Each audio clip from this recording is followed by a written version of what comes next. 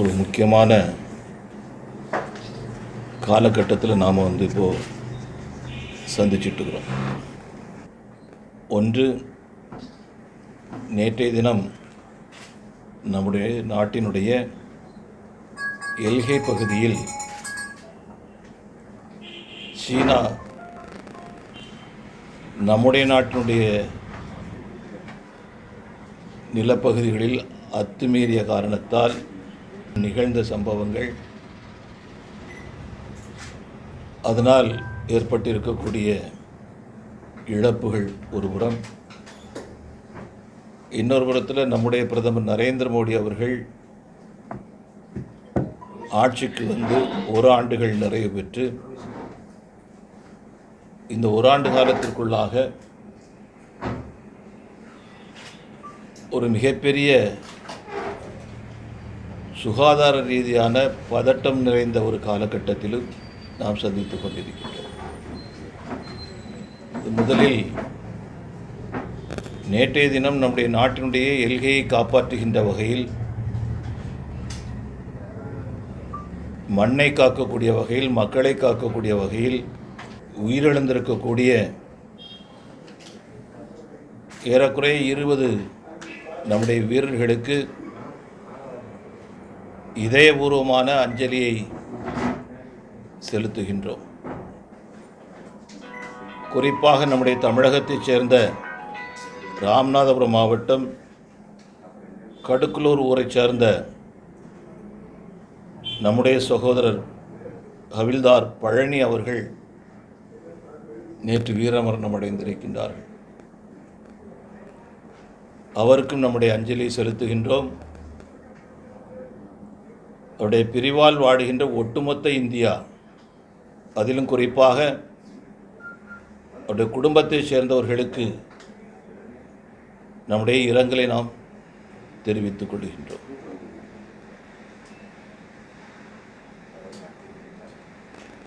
சீனத்தினுடைய தரப்பில்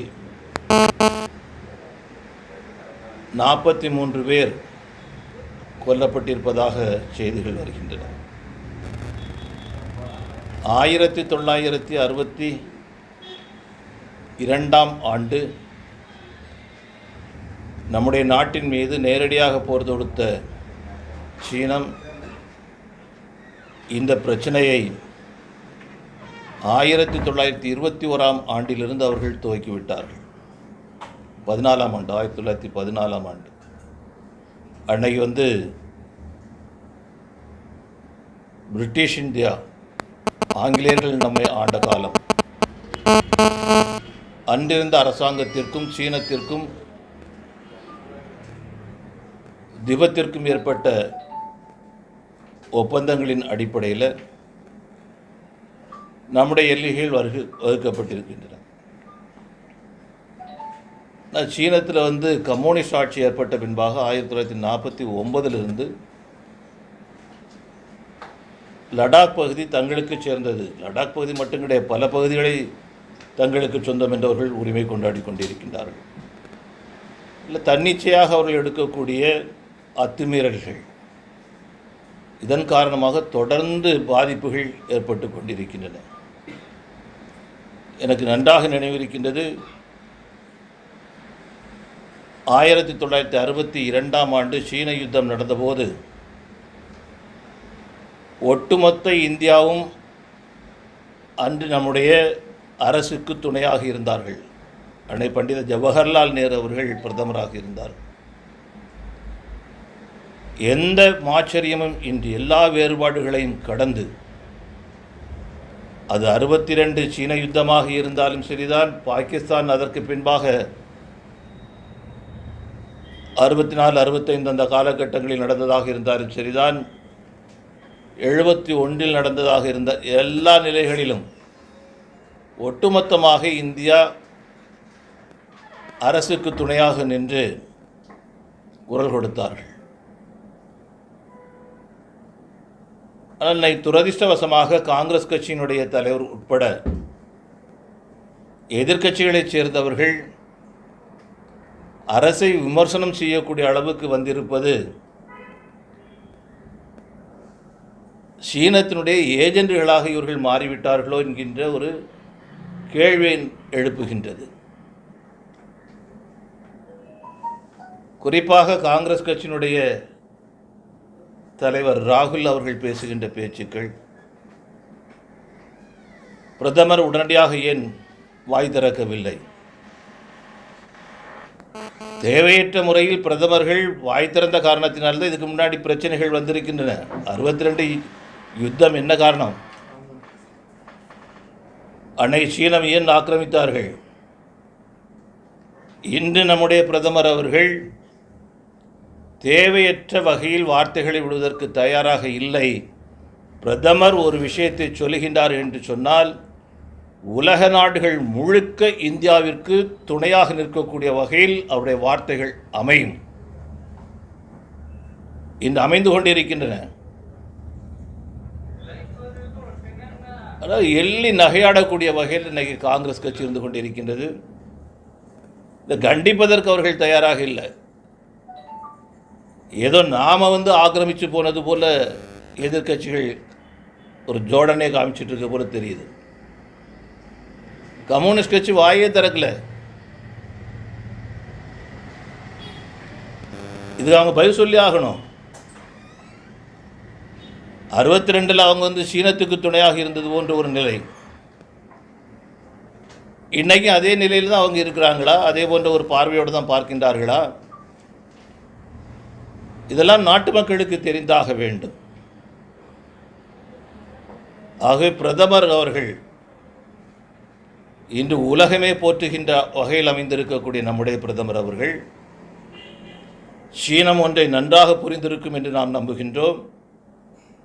62 நிலையில் இந்தியா இன்று இல்லை. அன்னைக்கு யுத்தம் நடந்து கொண்டிருந்த நேரத்திலேயே அரசாங்கம் எப்படி இருந்து கொண்டிருந்தது?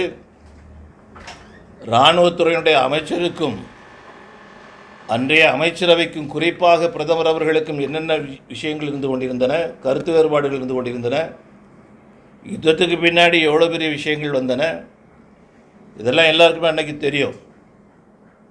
அப்படிப்பட்ட ஒரு நிலையில், பலவீனமான நிலையில் இன்று இந்தியா இல்லை. இன்று நம்முடைய பிரதமர் நரேந்திர மோடி அவர்கள் அவர் கை அசைக்கின்றார் என்று சொன்னால் அது எதிரி யாராக இருந்தாலும் காணாமல் போகக்கூடிய சூழ்நிலைகள் உருவாக்கப்படும். இந்திய மக்களால், இந்திய இராணுவத்தால். எல்லாருக்குமே தெரியும். இந்த நேரத்தில் அனைத்து கட்சிகளைச் சேர்ந்தவர்களுக்கும் ஒட்டுமொத்த மக்களுக்கும் நம்முடைய வேண்டுதல்,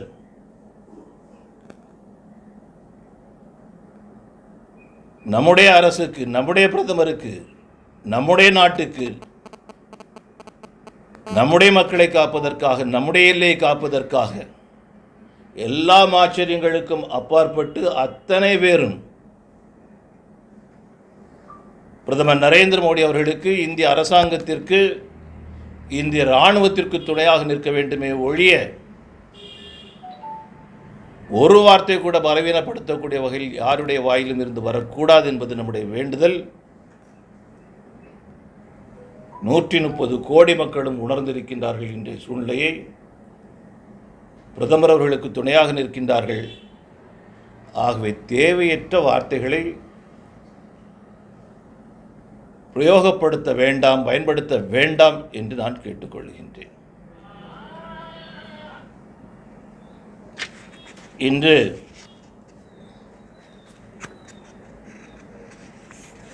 நம்முடைய நாடு பிரதமர் நரேந்திர மோடியினுடைய ஆட்சியில் 6வது ஆண்டை நிறைவு செய்திருக்கின்றது. இந்த 6வது ஆண்டு நிறைவு செய்யும் போது முதல் 5 ஆண்டுகள் இந்த நாட்டினுடைய சாதாரண ஏழை மக்கள், இளைஞர்கள், விவசாயிகள், பெண்கள், இப்படி அனைத்து தரப்பு மக்களும் அவருடைய முன்னேற்றத்திற்காக அர்ப்பணிக்கப்படுகிறது என்று சொன்னார்கள் பிரதமர் அவர்கள். 2014 துவங்கி 19 வரைக்கும் அவருடைய ஆட்சி அவர் சொன்ன வார்த்தையை நிறைவேற்றக்கூடிய வகையில் அமைந்திருந்தது. பிரதமர் அவர்கள் முதலாவதாக செய்த வேலை இந்த நாட்டினுடைய ஏழை மக்களுடைய பொருளாதாரத்தை பலப்படுத்த வேண்டும். இந்த நாட்டினுடைய முன்னேற்றத்தில் அவர்களுடைய பங்களிப்பு பெரிய அளவில் இருக்க வேண்டும் என்று முடிவு செய்தார்கள். அனைவருக்கும் வங்கி கணக்கு திட்டம் கோடான கோடி மக்கள் சேர்ந்தார்கள். எந்த அளவுக்கு போச்சுது அப்படின்னு சொன்னால், கின்னஸ் ரெக்கார்டில் இடம்பெறக்கூடிய அளவுக்கு பிரதமர் நரேந்திர மோடி அவர்களுடைய அந்த திட்டம் உலகளவிலே வியப்போடு பார்க்கப்பட்டது, அங்கீகரிக்கப்பட்டது. அதேபோல பிரதமர் அவர்கள் அதற்கு அடுத்ததாக கொண்டு வந்த விஷயம்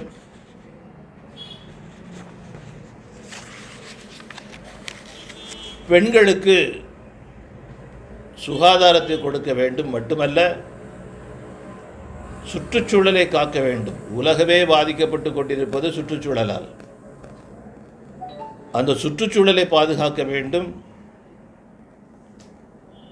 அடுப்பங்கரையில் தீயை மூட்டி மூட்டி கண் சிவக்க நொந்து கொண்டிருக்கக்கூடிய நம்முடைய தாய்மார்கள் அவர்களுடைய கண்ணீரை துடைக்க வேண்டும் என்பதற்காக இலவச எரிவாயு திட்டத்தை பிரதமர் அவர்கள் கொண்டு வந்தார்கள். 8 கோடி, முதல்ல 5 கோடி குடும்பங்கள் என்று அறிவிக்கப்பட்டு அது பின்னாடி 8 கோடி என்று சொல்லி இன்றைக்கி எல்லாம் கடந்து போய் கொண்டிருக்கின்றது. அனைவராலும் வரவேற்கப்பட்ட ஒரு திட்டம்.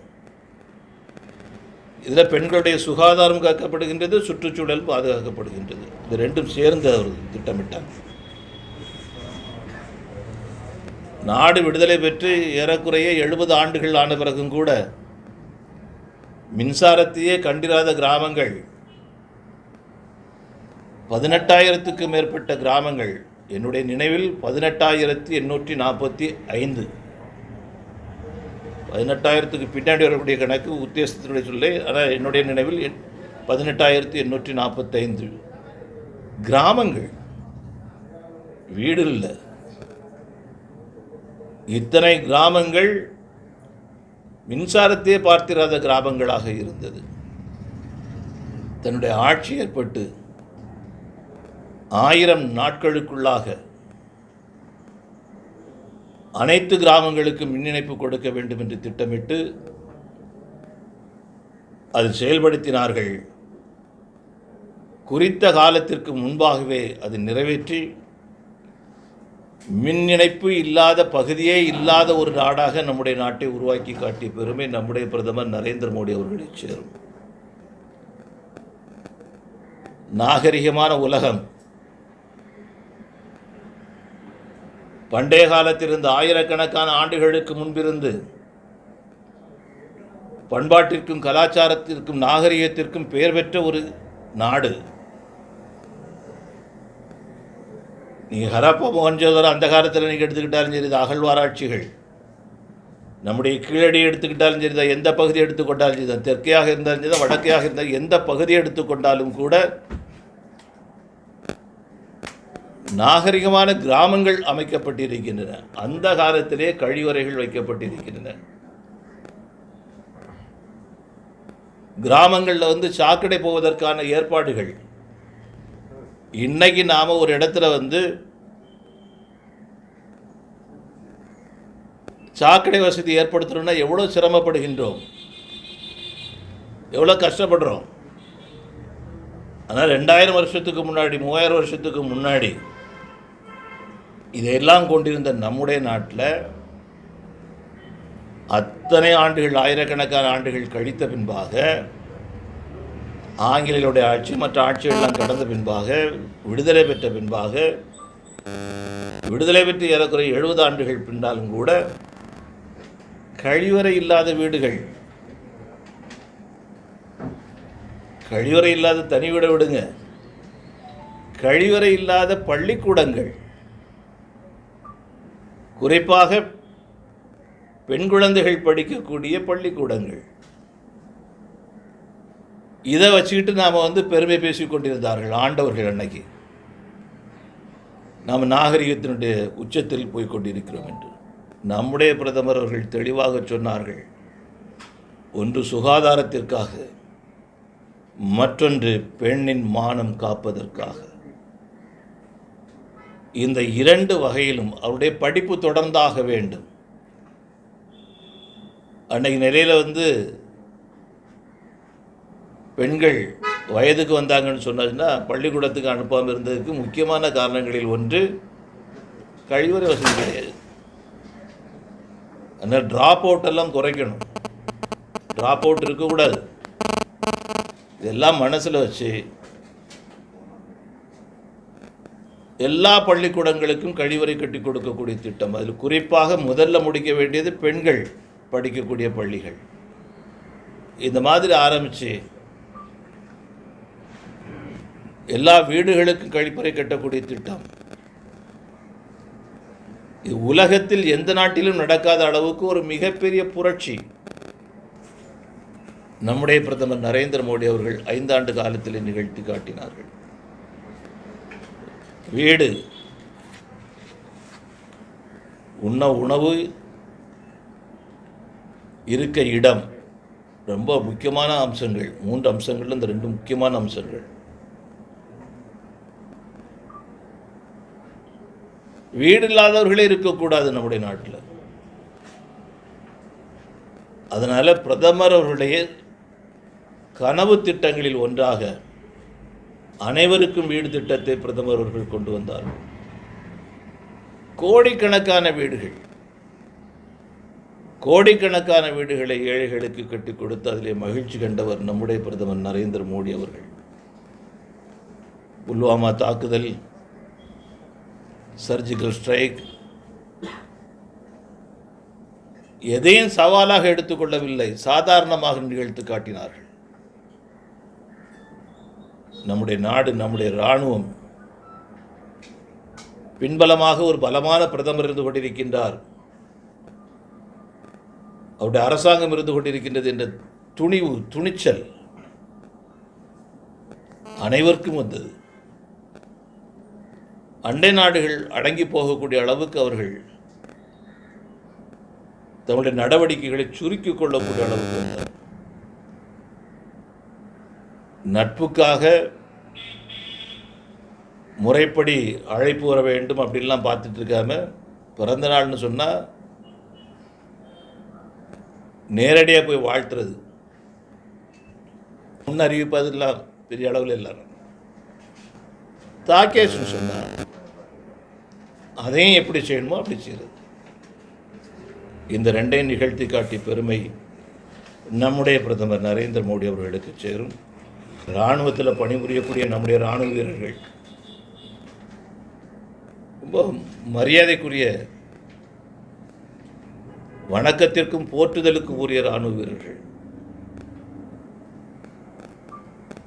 தங்களுடைய குடும்பத்தை பற்றி கவலைப்படாமல், குழந்தைகளை பற்றி கவலைப்படாமல், நாட்டை பற்றி கவலைப்பட்டு,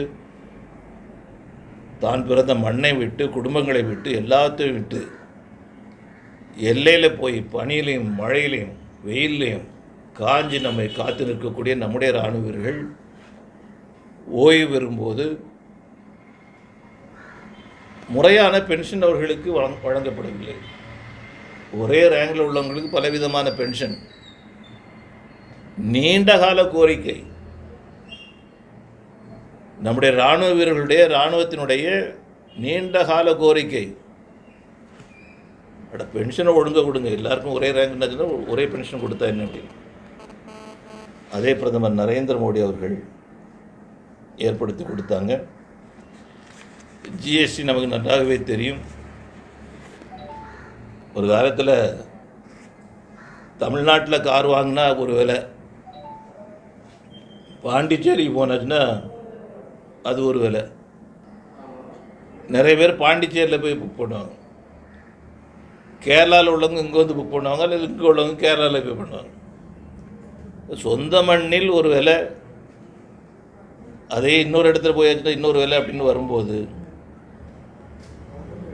அதில் இருக்கக்கூடிய பாகுபாடுகள் இருக்கக்கூடாது அப்படிங்கிறதுக்காக பிரதமர் நரேந்திர மோடி அவர்கள் ஜிஎஸ்டியை கொண்டு வந்தாங்க. அதே போல் விவசாயிகளுக்கு அவர்கள் விளைய வைத்த பொருளுக்கு நியாயமான விலை கிடைக்க வேண்டும். மினிமம் சப்போர்ட் பிரைஸ் அது கொடுக்கப்பட்டாக வேண்டும். எல்கையில் நம்முடைய இராணுவ வீரர்களை பற்றி நாம் எப்படி பேசிக் கொண்டிருக்கின்றோமோ அதே போல் கழனியில் இருக்கக்கூடிய விவசாயிகள், அந்த விவசாயிகளுடைய கால் அது சகதியில் படலைன்னு சொன்னாச்சுன்னா நம்முடைய வயர் நிரம்ப முடியாது. அவ்வளோ கஷ்டப்பட்டு உழைக்கக்கூடிய நம்முடைய விவசாயிகள் விளைய வைத்த பொருளுக்கு நியாயமான விலை கிடையாது. அதனால் மினிமம் சப்போர்ட் ப்ரைஸ் கொடுக்க வேண்டும். நீண்ட காலமாக இருந்து கொண்டிருந்த அந்த கோரிக்கையை ஏற்று பிரதமர் நரேந்திர மோடி அவர்கள் அதை நடைமுறைப்படுத்தினாங்க. வரக்கூடிய எதுவாக இருந்தாலும் கூட அந்த நன்மைகள் எல்லாமே அனைவருக்கும் பொதுவாக இருக்க வேண்டும் என்று விரும்பினார்கள். எல்லா நலனும் எல்லாருக்காகவும் எல்லோரோடும் சேர்ந்து மகிழ்ச்சியாக இருக்கக்கூடிய ஒரு திட்டத்தை அவர் கொண்டு வந்தார். பிரதமர் நரேந்திர மோடி அவருடைய 5 ஆண்டு கால அப்பழுக்கற்ற ஆட்சி, ஊழலற்ற தூய்மையான நேர்மையான இந்தியாவை உலக அளவில் உயர்த்தி காட்டிய ஒரு ஆட்சியை பார்த்த மக்கள் 2019ஆம் ஆண்டு ஒரு மிகப்பெரிய, அதற்கு முன்பாக இருந்த வெற்றியை விட அதிகப்படியான ஒரு வெற்றியை கொடுத்து மீண்டும் ஆட்சியிலே அமர்த்தியிருக்கின்றார்கள்.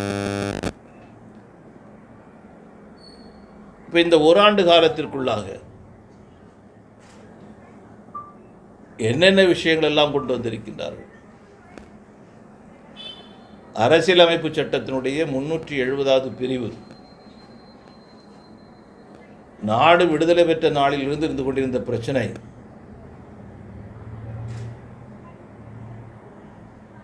ஒவ்வொரு மாநிலத்தைச் சேர்ந்தவர்களும் ஏங்கி கிடந்த ஒரு விஷயம். எந்த மாநிலத்திற்கும் இல்லாத சிறப்பு சலுகை காஷ்மீரத்திற்கு வழங்கப்பட்டிருக்கின்றது. இதன் காரணமாக அந்த காஷ்மீரம் தன்னை முழுமையாக இந்தியாவோடு ஐக்கியப்படுத்திக் கொள்வதற்கு மாறாக அங்கிருந்த மக்களில் சிலர் இதை தங்களுக்கு சாதகமாக பயன்படுத்தி கொண்டு பயங்கரவாதத்திற்கு துணையாக நின்றது மட்டுமல்ல, பாகிஸ்தானத்தினுடைய எல்கை பகுதியிலே பயங்கரவாதிகள் ஊடுருவதற்கும், ஊடுருவியர்கள் இந்தியாவினுடைய எந்த மாநிலத்தைச் சேர்ந்த மக்களையும் குண்டு வைத்து தகர்ப்பதற்கும் ஒரு காரணமாக அமைந்திருந்தது. அங்கிருந்த மக்கள் நாட்டுடைய பிற பகுதி மக்களோடு தங்களை ஐக்கியப்படுத்திக் கொள்வதற்கு தடையாக இருந்ததிலே இந்த சிறப்பு அந்தஸ்தும் ஒன்று. காஷ்மீரத்தில் இருக்கக்கூடிய ஒடுக்கப்பட்ட பட்டியலின மக்களுக்கு 70 ஆண்டுகளாக எந்த சலுகையும் கிடையாது. இந்தியாவில் வேறு எந்த ஸ்டேட்லையும் எந்த நிலைமை கிடையாது. காஷ்மீரத்தில் இருந்துகிட்டு இருந்தது. இதுக்கெல்லாம் அடிப்படை காரணம் சிறப்பு அந்தஸ்து 370. பிரதமர் நரேந்திர மோடி அவர்கள்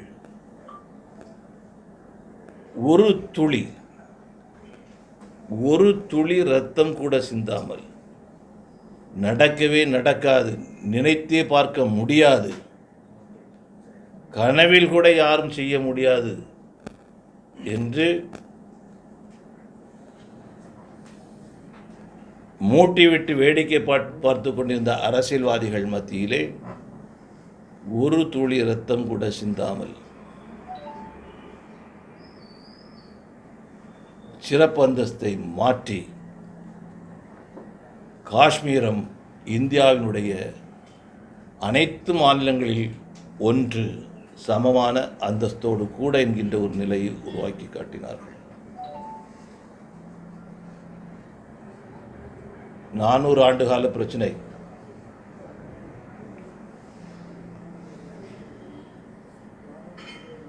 அயோத்தி ராமர் கோயில் பிரச்சனை. இதுக்கு என்ன தீர்வு? நம்ம எல்லாரும் எதிர்பார்த்துட்டு இருந்தோம், நல்லது நடக்க வேண்டும், நல்லது நடக்க வேண்டும். யாருக்கும் பாதிப்பில்லாத வகையில், அனைத்து தரப்பு மக்களும் ஏற்றுக்கொள்ளக்கூடிய வகையில் ஒரு நல்ல தீர்ப்பு வந்துவிடாதா என்கின்ற ஏக்கம் நம்முடைய மக்கள் மத்தியில் இருந்து. உச்சநீதிமன்றம் இந்த காலகட்டத்தில் அந்த தீர்ப்பை தந்திருக்கிறார்கள். இது உச்சநீதிமன்றத்தினுடைய தீர்ப்பு. இது சாதனைன்னு நான் சொல்ல, இந்த காலகட்டத்தில் வந்த விஷயம். மக்களுக்கு ஒரு நிம்மதி, இருதரப்பை சேர்ந்தவர்களுக்கு 2 பேருக்குமே சந்தோஷமான ஒரு விஷயம். இது இந்த ஒரு ஆண்டு காலத்தில் நிகழ்ந்திருக்கக்கூடிய ஒரு விஷயம். பெண் உரிமையை பற்றி பேசாத நபரே கிடையாது, பேசாத அரசியல்வாதி கிடையாது,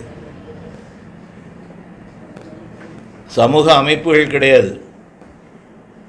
பெண்களுக்கு நாங்கள் தான் எல்லா உரிமைகளையும் கொடுத்தோம் என்று சொல்லக்கூடியவர்கள்லாம் இந்த முத்தலாக் விஷயத்தில் நம்முடைய இஸ்லாமிய சகோதர சகோதரிகள், நம்முடைய தாய்மார்கள் எவ்வளோ பாதிக்கப்பட்டிருந்தாங்க. அதை பற்றியெல்லாம் பேசுறதுக்கு யாரும் தயாராக இல்லை. இந்த ஓராண்டு காலத்திற்குள்ளாக நம்முடைய இஸ்லாமிய சகோதர சகோதரிகளுக்கு, நம்முடைய தாய்மார்களுக்கு நியாயம் கிடைக்கக்கூடிய வகையில் சட்டம் இயற்றப்பட்டிருக்குது. சிஏ சட்ட திருத்தம், குடிமக்கள் சட்ட திருத்தம், இதுவும் கற்பனை கூட பண்ண முடியாது.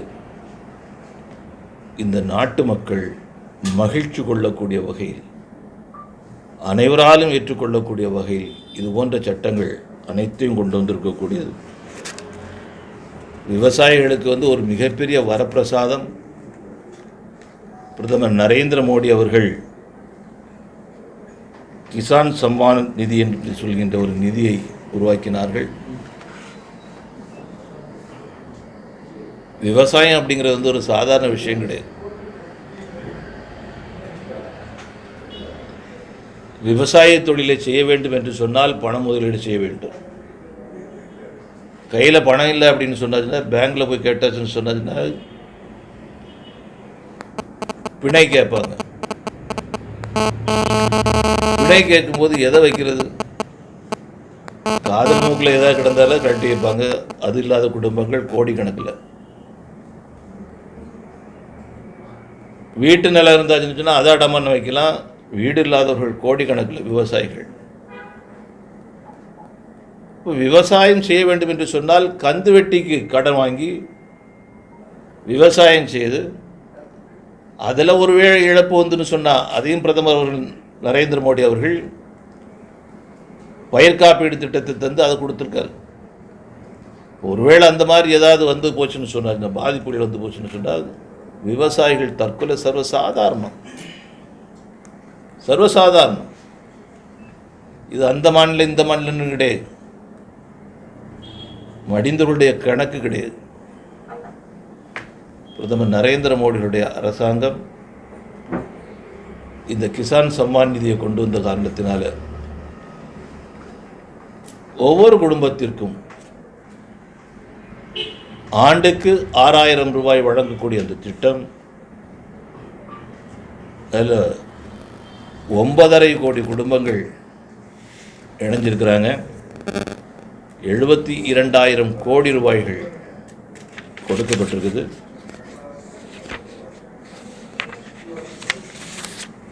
பிரதமர் நரேந்திர மோடி அவர்களுடைய அடுத்த முக்கியமான திட்டங்களில் ஒன்று இந்த 5 ஆண்டு காலத்தில் கொண்டு வரப்பட்டது ஜல் ஜீவன் மிஷன், குடிநீர் வழங்குவது. நாகர்கோவில் நகராட்சியில் ஒரு காலத்தில் எல்லா வீடுகளுக்கும் பைப் கனெக்ஷன் உண்டு.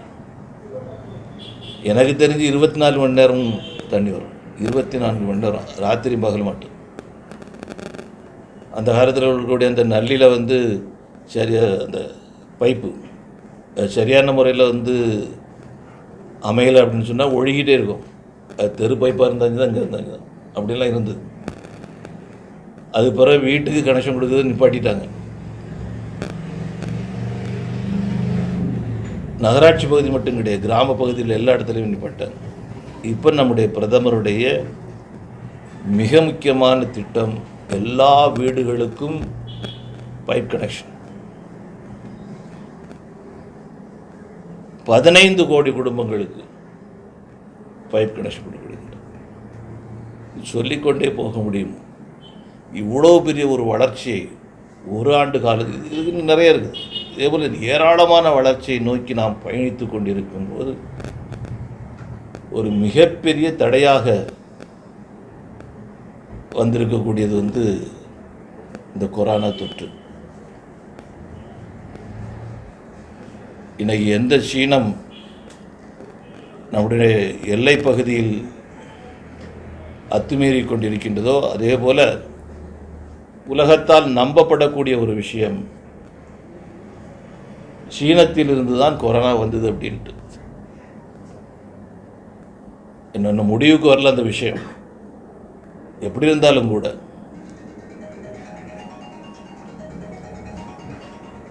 கொரோனா தொற்று வந்து மிகப்பெரிய ஒரு சவாலாக உலகத்துக்கு ஏற்பட்டிருக்கு. உலகம் முழுவதும் லட்சக்கணக்கான மக்கள் வந்து அதில் வந்து பாதிக்கப்பட்டிருக்கிறாங்க. ஏறக்குறைய 81,96,000 பேர் உலகளவில் பாதிக்கப்பட்டிருக்கிறாங்க. உலகளவில் நடந்திருக்கக்கூடிய பலி 4,43,293 இன்றைக்கு கணக்கு சொல்லுது.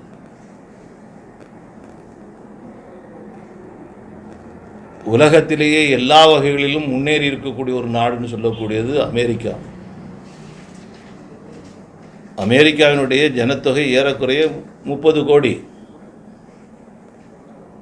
நம்முடைய நாட்டினுடைய ஜனத்தொகை 135 கோடி. ஏறக்குறைய 30 கோடி ஜனத்தொகை கொண்டிருக்கக்கூடிய அமெரிக்க நாடு, அங்கே பாதிப்புக்கு ஆளாகி இருக்கக்கூடிய மக்களுடைய எண்ணிக்கை 21,95,428 இன்றைய கணக்கு. பலியானவருடைய கணக்கு 1,18,741. ஏறக்குறைய 25% பேர் உலகத்தில் நூற்றுக்கணக்கான நாடுகளில் பரவி இருக்கக்கூடிய இந்த தொற்றுக்கு அதிகமாக பாதிக்கப்பட்ட நாடாக அமெரிக்க நாடு இருக்குது. உலகத்தில் எந்த நாட்டில் முதல்ல வந்ததோ அந்த சீன நாடு, அங்கே வந்து 3 லட்சத்தி சில்வான பேர் பாதிக்கப்பட்டாங்க. நம்முடைய நாடு, நம்ம நாட்டில் வந்து இன்னைக்கு 3,43,091 பாதிப்புக்கு ஆளாயிருக்கிறாங்க. மரணமடைந்தவர்கள் ஏறக்குறைய 10,000 பேர். 9,900, ஏறக்குறைய 10,000 பேர். இது ஒரு மிகப்பெரிய சவாலாக நாம் ஏற்றெடுத்துக் கொண்டிருக்கின்றோம். நம்முடைய பிரதமர் அவர்கள் இதை ஒரு சவாலாக ஏற்றெடுத்துக் கொண்டிருக்கின்றார். பிரதமர் அவர்கள் விடுத்த வேண்டுகோளை ஏற்று நாடு முழுக்க இருக்கக்கூடிய மக்கள் 130 கோடி மக்களும் முழு ஒத்துழைப்பை தந்து கொண்டிருக்கின்றார்கள். அதற்காக நம்முடைய பிரதமர் அவர்களுக்கு நம்முடைய நன்றிகளை நாம் தெரிவிக்க கடமைப்பட்டிருக்கின்றோம். மக்களுக்கு நாம் நன்றியை தெரிவிக்க கடமைப்பட்டிருக்கின்றோம். பிரதமருக்கு வந்து துரித நடவடிக்கை எடுத்துக்கொண்டிருக்கக்கூடிய காரணத்திற்காக, மக்களுக்கு வந்து ஒத்துழைப்பு தந்து கொண்டிருக்கக்கூடிய காரணத்திற்காக இன்றைக்கி வந்து நம்முடைய நாடு 50,000 வெண்டிலேட்டர்ஸ் வந்து இப்போ உருவாக்கியிருக்கிறாங்க. இந்த நோய் வந்த பின்னாடி, அதுக்கு முன்னாடி நமக்கு இருந்த நாடு முழுக்க இருந்த வெண்டிலேட்டருடைய எண்ணிக்கை 47,000. இப்போ 50,000 உருவாக்கிறாங்க. எவ்வளோ இருந்ததோ அதே மடங்கில் உருவாக்கி காமிச்சிருக்கிறாங்க. இது சாதாரண விஷயம் கிடையாது. இந்தியாவில் உருவாக்கப்பட்டது. இது பெருமை மிக்க ஒரு விஷயம். தொழிலாளர்களுக்கும் அந்த தொழிற்சாலைகளைச் சேர்ந்தவர்களுக்கும் நிர்வாகத்தைச் சேர்ந்தவர்களுக்கும் இதுக்காக ஒத்துழைப்பு கொடுத்த அரசுக்கும் நாம் நன்றி கடன் பட்டிருக்கின்றோம். இந்த புலம்பெயர்ந்து போகக்கூடிய தொழிலாளர்கள், பிரதமர் அவர்களே அதை பற்றி ரொம்ப வருத்தப்பட்டுக்கிறாங்க. புலம்பெயர்ந்து போகக்கூடிய தொழிலாளர்கள், இவ்வளவு தொழிலாளர்கள் இவ்வளோ இடத்துல இருக்காங்க அப்படிங்கிறது அரசாங்கத்துக்கு தெரிந்திருக்கலாம், சாதாரண மக்களுக்கு தெரியாது. நம்ம மாவட்டத்திலேயும் கூட, கன்னியாகுமரி மாவட்டமாக இருந்தாங்க தான், தமிழ்நாடாக இருந்தாங்க தான், இவ்வளவு லட்சக்கணக்கான பேர் இருக்கிறாங்க அப்படிங்கிறது தெரியாது. இப்போ அவங்கெல்லாம் தன்னுடைய சொந்த பகுதிகளுக்கு போகிறதுக்காக எல்லா ஏற்பாடுகளையும் முழுக்க மத்திய அரசாங்கம் முன்னின்று நடத்தியிருக்குது. துணையாக நாடு முழுக்க இருக்கக்கூடிய எல்லா மாநில அரசாங்கங்களும் ஒத்துழைப்பு கொடுத்துருக்குறாங்க. அதுக்காக எல்லா மாநில அரசாங்கங்களுக்கும் நாம் பாராட்டுக்களையும் வாழ்த்துக்களையும் தெரிவித்துக் கொள்கின்றோம். இதை ஒருங்கிணைத்து நடத்திய பெருமை நம்முடைய பிரதமர் நரேந்திர மோடி அவர்களுக்கு சேரும். அதேபோல் நோய் வராமல் இருப்பதற்கு, இந்த கொரோனா நோய் வராமல் இருப்பதற்கு தடுப்பூசி, இந்த போல உள்ள விஷயங்கள் இதெல்லாம் கூட நாம் கவனத்தில் கொண்டு செய்து கொண்டிருக்கின்றார்கள். இந்த நேரத்தில் 21 லட்சம் கோடி ரூபாய்கள் தற்சார்பு வளர்ச்சி, யாரையும் சார்ந்திருக்க வேண்டிய தேவை கிடையாது. கொரோனா நோயினால் பாதிக்கப்பட்டிருக்கக்கூடிய இந்திய பொருளாதாரம், பலதரப்பு மக்கள், பல தொழில் செய்யக்கூடியவர்கள், அவர்களுக்கு ஏற்பட்டிருக்கக்கூடிய இழப்புகள், அதிலிருந்து அவர்கள் மீட்டு கொண்டு வருவதற்காக நம்முடைய பிரதமர் நரேந்திர மோடி அவர்கள், அவருடைய அரசாங்கம் ஏறக்குறைய 21 லட்சம் கோடி ரூபாய்கள் ஒதுக்கீடு செய்து அதுக்கான பணிகள் நடைபெற்று கொண்டிருக்கின்றன. தமிழ்நாட்டில் 15,000 கோடி ரூபாய்க்கான திட்டங்கள் கிடைச்சிருக்குது.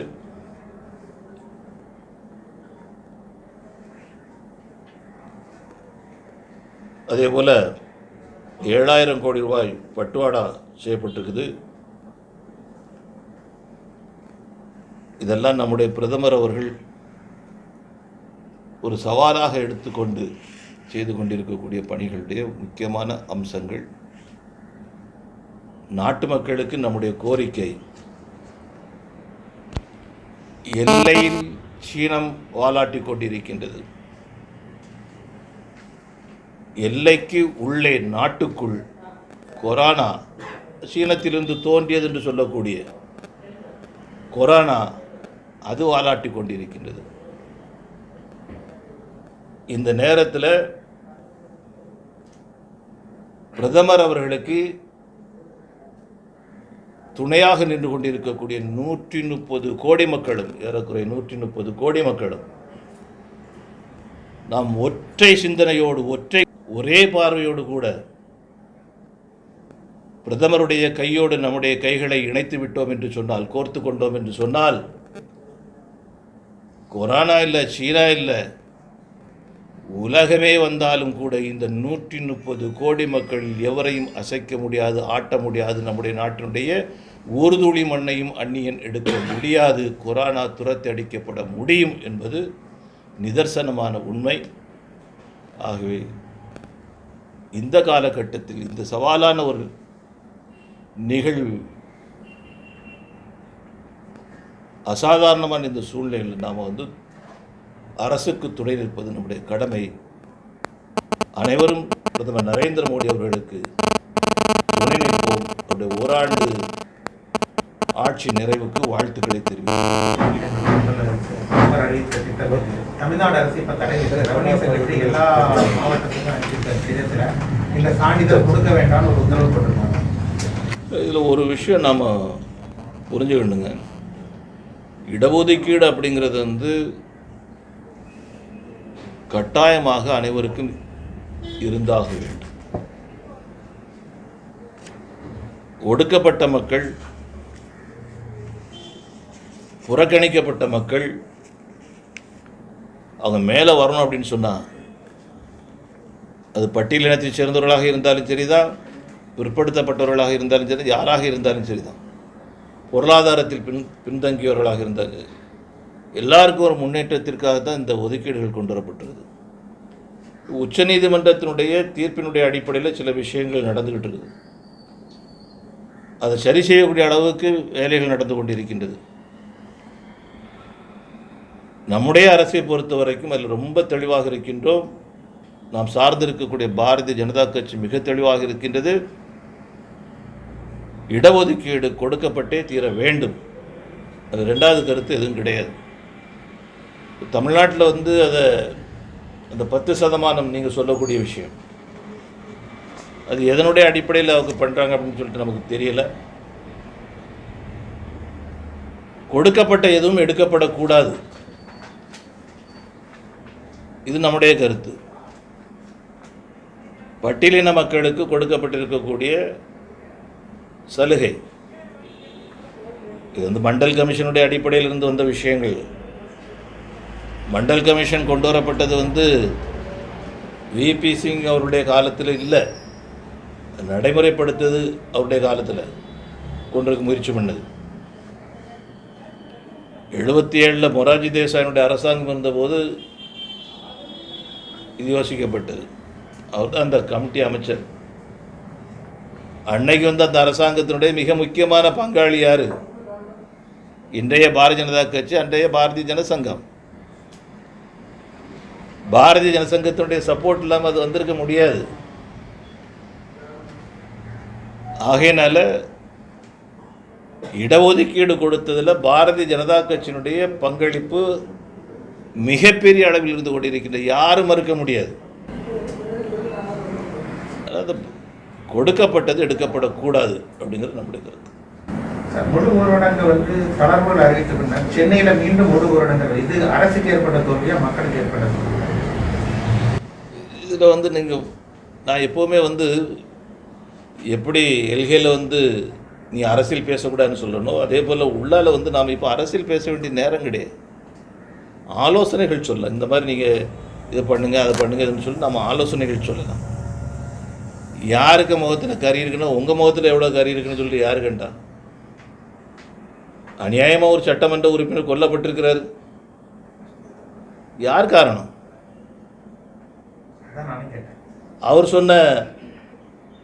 அவர் பேசின வீடியோலாம் கேட்டிருக்கீங்கள, இந்த கொரோனாவிலேருந்து நீங்கள் காப்பாற்றிக் கொள்ளுங்கள், வெளியே போகாதுங்க, அவர் கொடுத்த எச்சரிக்கை.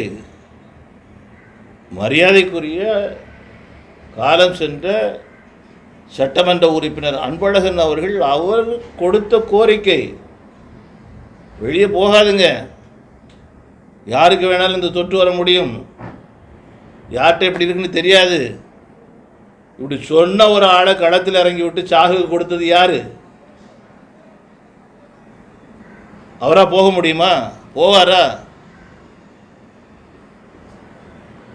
மரியாதைக்குரிய சட்டமன்ற உறுப்பினர் அன்பழகன் அவருடைய மரணத்திற்கு யார் காரணம்? இதெல்லாம் அரசாங்கம் சில விஷயங்கள் சொல்லுது, அதுக்கு நாம் வந்து ஒத்துழைப்பு தந்து தான் ஆகணும். அரசாங்கம் சில தவறுகள் செய்யணும்னு சொன்னதுன்னா இந்த தவறை நீங்கள் சுட்டி காட்டுங்க. அது வந்து சுட்டி காட்டும் போது அதை என்ன பண்ணணும் அப்படின்னு சொல்லுங்கள். சும்மா கை காட்டிட்டு போகிறதுக்கு 1000 பேர் இருப்பாங்க. அது நிறைய உதாரணங்கள் இருக்குது. சரி பண்ண சொன்னால் ஒருத்தன் வர மாட்டான். சார், அது அந்த திட்டத்தை கொண்டு வந்தது யார்? திமுகவில் அந்த திட்டத்தை கொண்டு வந்தது யார்? வீட்டுக்குள்ளே இருந்து தெரியுதில்ல, அவருக்கு உடம்பு சரியில்லாமல் இருந்ததெல்லாம் தெரியும்ல, அவர் அதுக்கு பொறுப்பு போட்டு களத்தில் கொண்டு விட்டது யார்? அது தவிர்த்திருக்க முடியாதா? எல்லாரையும் போல நீனும் வீட்டில் இருந்துக்கிட்டு வந்து ஜூமில் வந்து நீ பேசப்பா சொல்லிக்க முடியாதா? சார், எனக்கு இவ்வளோ நோய் இருக்குன்னு சொல்கிறேன், எல்லாருக்கும் தெரியும், என் கட்சியில் உள்ள அவ்வளோ இருக்குன்னு தெரியும், இத்தனை ஆப்ரேஷன் பண்ணியிருக்குது, எல்லாமே தெரியுது.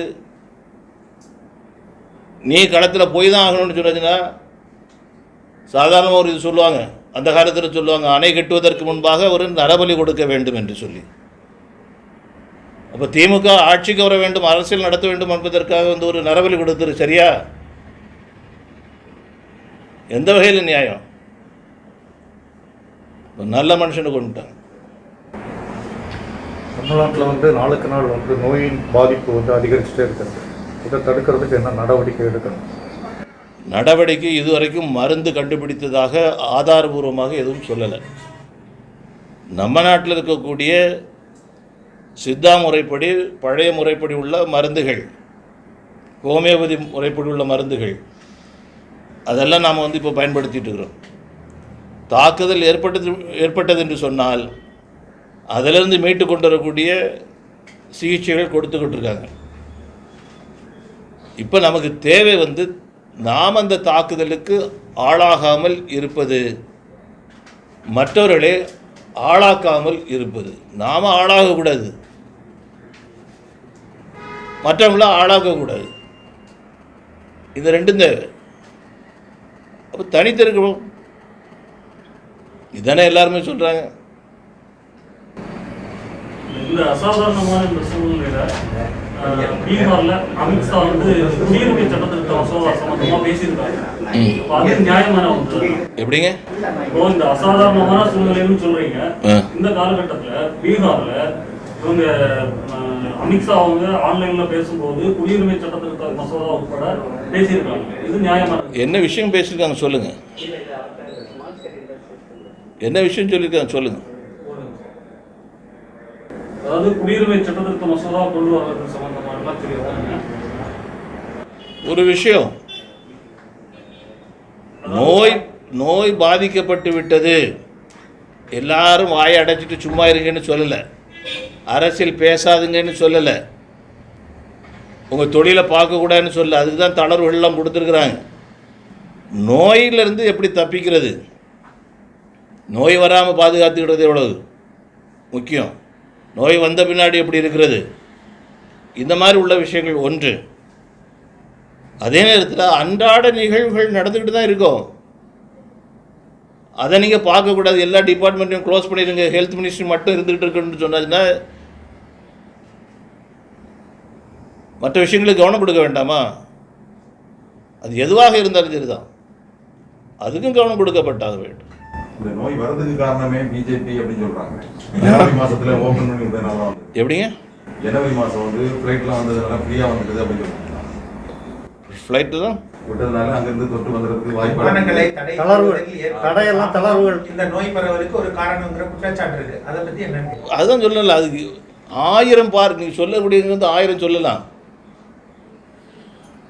அதனால் வந்தது, இதனால் வந்ததுன்ட்டு.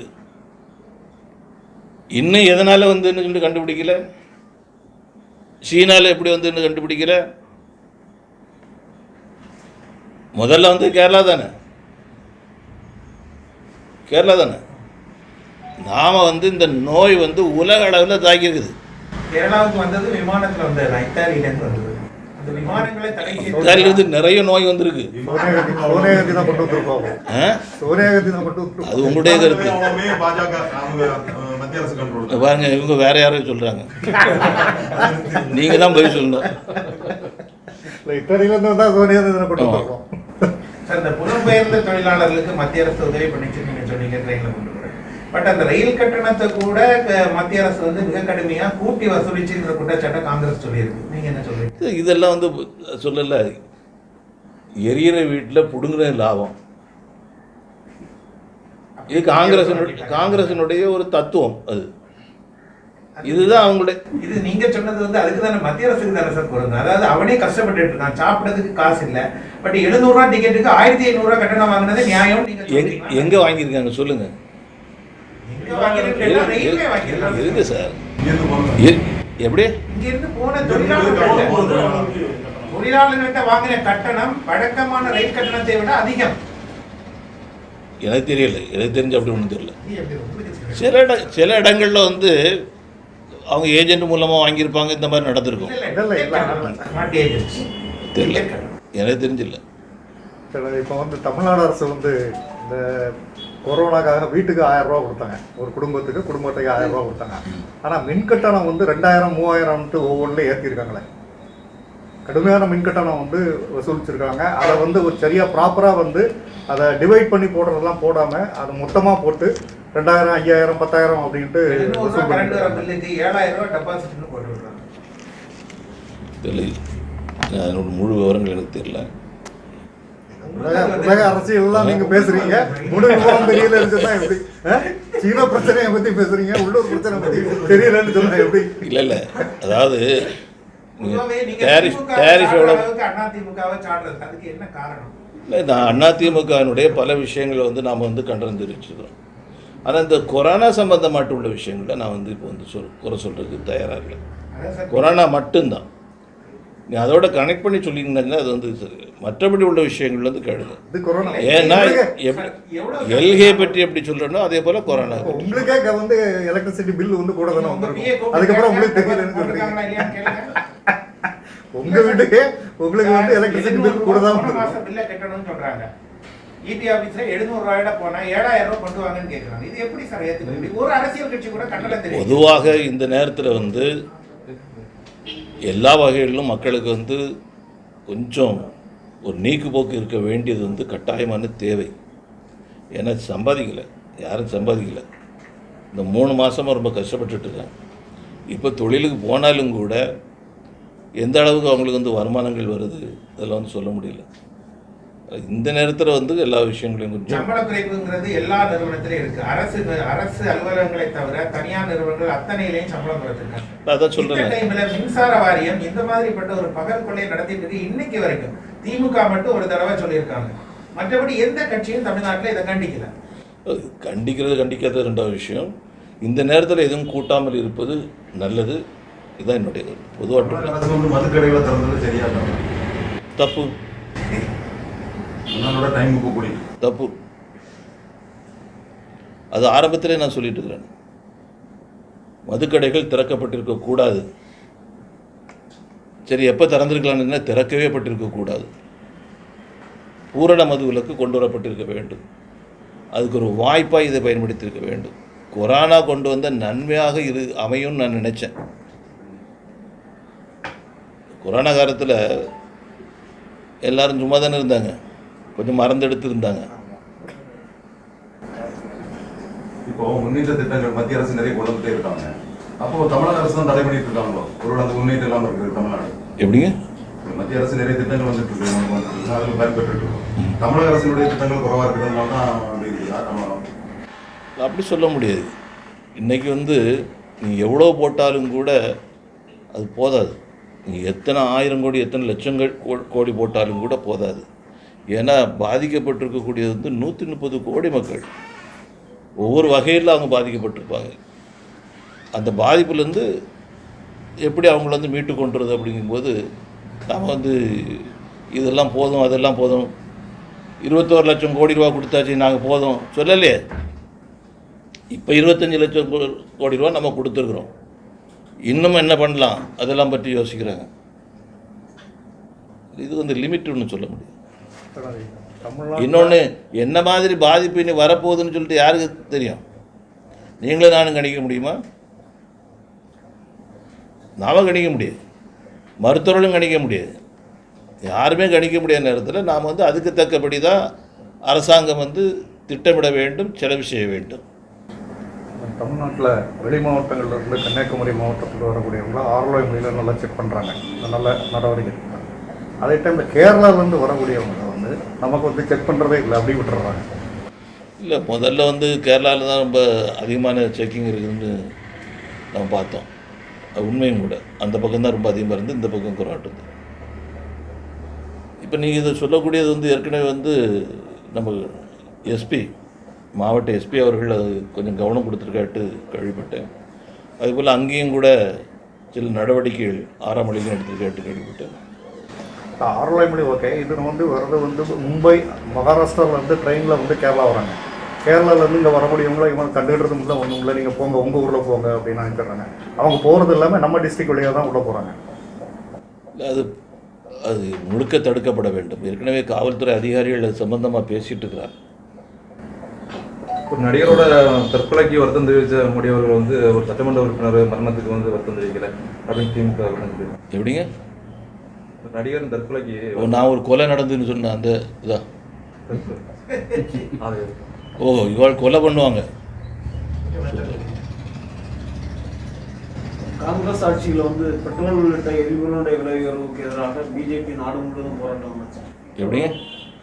காங்கிரஸினுடைய ஆட்சியின் போது பெட்ரோல் உள்ளிட்ட எரிபொருளுடைய விலைகள் வந்து உயர்ந்த போது நாடு முழுவதும் பாஜக போராட்டம் நடந்துச்சு. இப்போ விலை ரொம்ப அதிகமாயிட்டு இருக்கு. அதை எப்படி பார்க்குறீங்க? இந்த சூழ்நிலை தயவு செய்து மற்றதோடு கம்பேர் பண்ணாங்க. விட்டுருங்க, கொரோனாலாம் முடியட்டும், இது உள்ள ரெண்டாவது பார்க்கலாம். இப்போ வந்து நான் கேட்கக்கூடிய ஒரே ஒரு கேள்விக்கு தயவு செய்து பதில் சொல்லுங்கள். பெட்ரோலியம் துறை மூலமாட்டு